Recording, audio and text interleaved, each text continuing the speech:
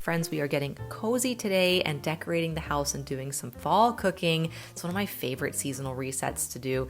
And speaking of resets, I want to talk to you about something that goes beyond the pumpkin spice and the cozy blankets, and that is rest. And I'm not just talking sleep, but the 7 different kinds of rest that we all need, especially in our fast-paced world. And you may have seen social media posts circulating about all these different kinds of rest.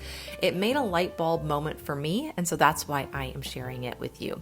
So you may have gotten full 7-8 hours of sleep, but you're waking up tired and not quite knowing why. You went to bed on time, thought you did everything right, got your hours in. Why are you so exhausted? And it turns out that rest is more than sleep. It's our bodies and our minds and our souls. They all need different kinds of restoration.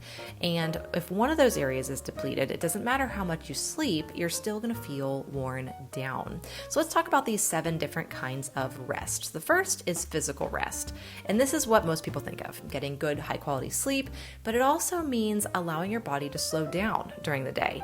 Maybe it's doing some deep breathing exercises or stretching or giving yourself permission to sit for 5 minutes. It's okay to sit, I promise. Rest doesn't always mean a nap, though it can, but it's more about lowering the demands that you're putting on your body. Number 2 is mental rest. And this is like if you feel like that monkey mind where your brain just won't shut off, it's a sign that you're mentally overloaded. And things like taking regular breaks throughout your day, spending a few minutes in silence or going outside or even sitting by an open window, letting your mind wander in the shower can really reset that mental fatigue. And mental rest is more about creating space for your thoughts to breathe. The next one's social rest, and this one's interesting because it's not about cutting yourself off from people, but it's more about being intentional about your interactions. I don't care if you are an introvert or an extrovert. If you're spending time with the right people, that is social rest. They're the people that energize you rather than drain you. Or maybe it is carving out alone time to recharge. Taking a pause before replying to a text or to an email message. Social rest is really about that balance. Sensory rest is number 4, and this is the one that I most need on a regular basis. I feel like most people probably fall into this as well. So it's our world, right? Filling us with these bright screens, the overhead lighting, the constant notification, and the noise. Sensory rest means stepping away from that overload. Could be like turning off your phone, putting it in a closet, going away from anything that has a screen, dimming the lights, going outside, watching the sky or listening to the wind, giving your senses a break from stimulation.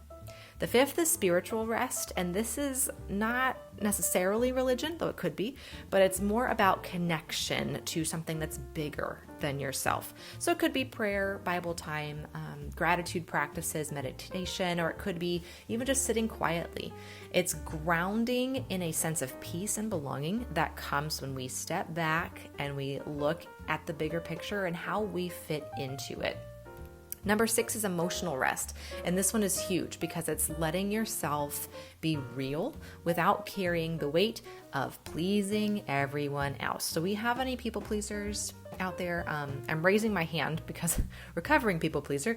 It may be like you need to set boundaries, say no when you need to, or express your emotions rather than bottle them up. So journaling, that's what I like to do, or therapy, honest conversations with people you trust. They can all play a role here. And when we give ourselves emotional rest, we stop pretending and we start living authentically. And number 7 is creative rest. And this is the rest that comes from beauty and inspiration. So enjoying art, making it, seeing it, listening to music, creating music, or dancing, even taking a walk in nature. It refuels our imagination and our sense of wonder that we had as kids that we lose being adults. Adulting is hard, right? And even as something as simple as arranging flowers or decorating for fall, like I'm doing here, this is a form of creative rest. When I first learned about all these 7 different types of rest, I felt like a light bulb went on for me because it was like, okay, no wonder I'm still tired. I'm missing out on all these other things because rest is so much more than just hours in bed. And I'm curious for you, which of these do you feel like you neglect in your day? Is it all 7? Is it just a couple of them? Let me know in the comment section below which one you most want to work on. Pick one for this week. For me, I know that it's definitely the fourth one that I talked about, the sensory rest. I am just overstimulated by social media all the time. So I'm going to be very intentional about creating more than I consume this week. So I hope you enjoyed today's video. I hope this was helpful for you today. Thanks for hanging out with me while I decorate my house, making it something cozy for fall. If you haven't already, hit that button down below, subscribe so you never miss a new video. And I hope you have a wonderful time decorating your home for fall, and I will see you in the next one. Take care.